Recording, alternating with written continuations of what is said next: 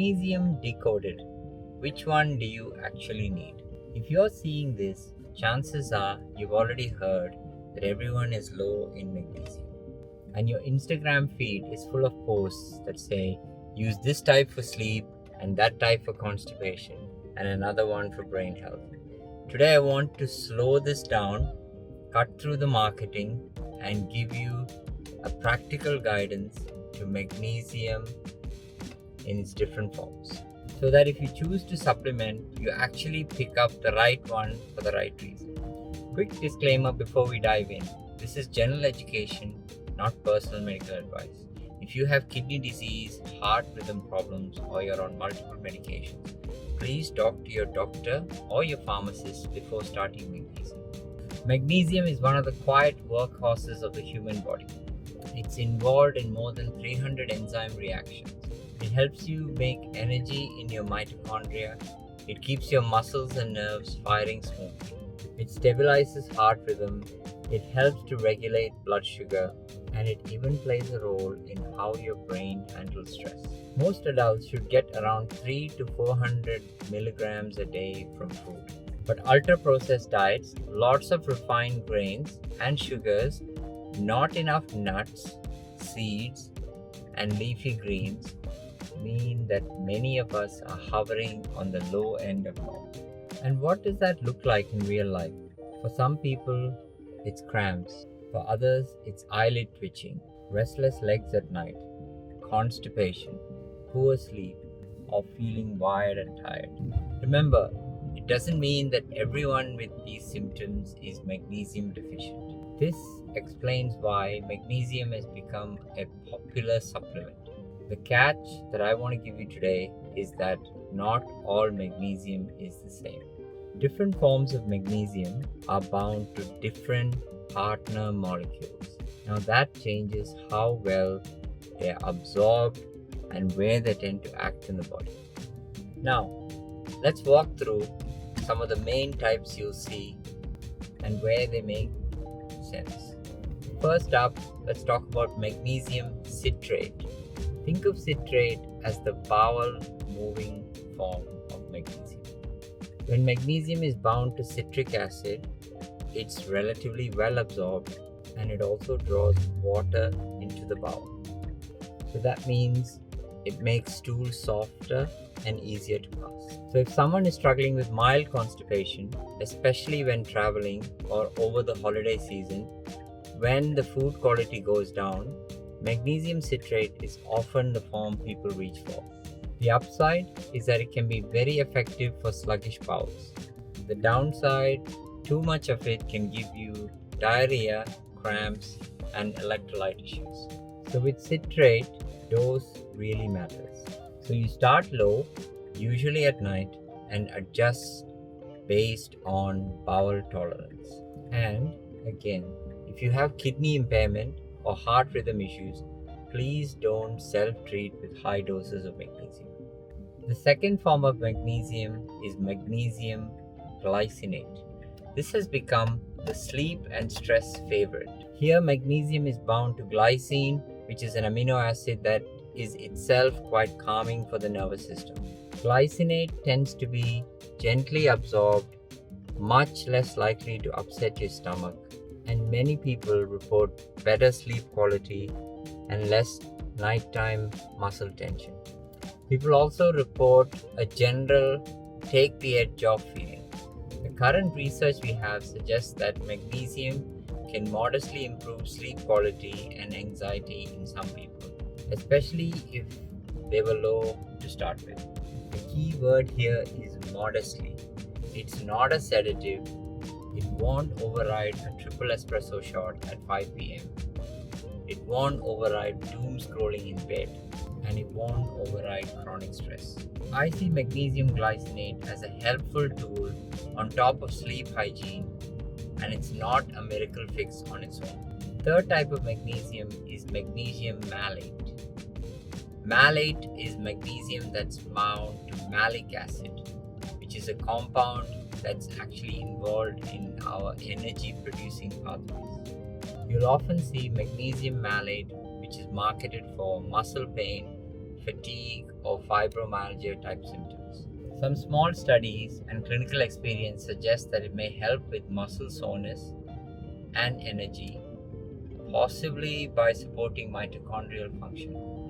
If you're someone who gets a lot of muscle tightness, or you're actually increasing your exercise loads and feeling heavy and sore all the time, magnesium malate is often the version people experiment with. It's usually well tolerated and it's less laxative than citrate. But again, magnesium malate is not a replacement for adequate protein, strength training, and appropriate recovery. The fourth kind of magnesium is magnesium oxide. Oxide is the old workhorse. It's very cheap, it's widely available, and it's found in many basic multivitamin and antacid tablets. The catch here is that magnesium oxide is not very well absorbed into the bloodstream. Most of it stays in the gut and it acts like an osmotic laxative and also an antacid. So it can be very useful for heartburn and constipation. But if you're trying to actually replenish magnesium in your cells, oxide is not usually the best choice. It also has the highest risk of causing loose stools or diarrhea at relatively low doses. So when you see a bottle boasting 500 milligrams of magnesium, but it's all magnesium oxide, remember that the effective absorbed dose is very, very low. The fifth type of magnesium is magnesium taurate. Here magnesium is bound to taurine, another amino acid that plays a role in heart rhythm, blood pressure regulation, and insulin sensitivity. The idea with magnesium taurate is to combine the benefits of both magnesium for vascular tone and rhythm, and taurine for supporting cardiovascular and metabolic health. Some early research and animal data suggests potential benefits for blood pressure, heart function, but the human evidence is relatively small. So I think of magnesium taurate as a promising option for people focusing on heart health, not a substitute for the big rocks, moving your body or improving your metabolic health, or to avoiding smoking or better sleep and better managing your stress.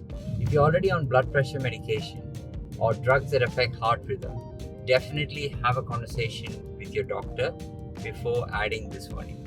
The sixth kind of magnesium is magnesium L-threonate. This is the brain magnesium. You see advertised for focus, memory, and cognition. L-threonate is derived from a metabolite or breakdown product of vitamin C, and there is some evidence that this form of magnesium crosses into the brain more effectively. Animal studies and a few small human trials, they've shown improvement in certain aspects of memory and learning tasks. The key point to take here is that the data is still very early, sample sizes are very small, and these supplements tend to be quite expensive. So I would put magnesium L-threonate in the interesting, possibly helpful, but not magic category. If you're already dialing in sleep, exercise, nutrition, and you want to experiment with a brain-focused form of magnesium, magnesium L-threonate is probably the one to look at. But please don't see this form of magnesium as a way to supplement your way out of chronic sleep deprivation, burnout, or an ultra-processed diet. So those are the big six that you see on most Instagram graphics. Obviously, there are more forms of magnesium. There's magnesium sulfate, which is Epsom salts, which you use in the bath for local muscle relaxation and very little systemic absorption. There's also magnesium chloride, which is used in sprays and oils. The evidence for how much magnesium we actually absorb through the skin is very limited, but many people find the ritual relaxing and probably doesn't hurt. Now let's talk about how much and how to use it sensibly. Most supplements provide somewhere between 100 to 350 milligrams of elemental magnesium per day. That word, elemental, it matters. Different forms have different weights, so always check the label for elemental magnesium, not just the total compound. A common practical approach is to start around 100 to 150 milligrams of elemental magnesium in the evening. If you tolerate it well and the bowels are okay, you can gradually increase it to about 300 or split it between afternoon and night. If your stools become loose, you're overshot and your dose is too much, or you picked a form that's too laxative for you. For a lot of people, a moderate dose of magnesium glycinate or malate in the evening is a nice balance between benefit and gut out. If constipation is a major issue, a titrated dose of magnesium citrate or oxide can help. But again, respect the diarrhea line and be cautious in kidney disease. Also, you shouldn't casually supplement with magnesium. If you have moderate to severe kidney impairment and your body already struggles with excess magnesium, high doses on top of that can cause dangerous elevations of magnesium, leading to weakness, low blood pressure, and abnormal heart rhythm. So in kidney disease, magnesium supplements should only be used under medical support. Similarly, if you're on medications like diuretics or long-term proton pump inhibitors, it's worth checking with your GP or pharmacist about interactions. Now, as always, I'm a fan of food first. Even if you decide to supplement, it's smart to push your diet in a magnesium-rich direction. What are those foods? Dark leaf greens, silver beet, nuts, seeds like almonds, cashews, pumpkin seeds, sunflower seeds, legumes like lentils, chickpeas, black beans, whole grains such as oats, quinoa, and whole grain breads, and dark chocolate with a decent cocoa content gets an honorable mention.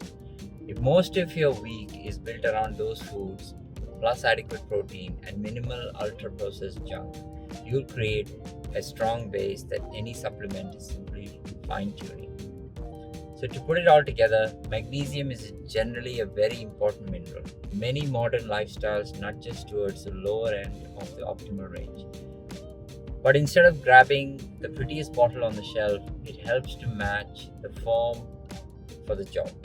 For constipation, citrate or carefully oxide. For stress and sleep, glycinate is often the gentlest option. For muscle aches and fatigue, malate is worth considering. For heart health, focus on taurate, which has extra benefits.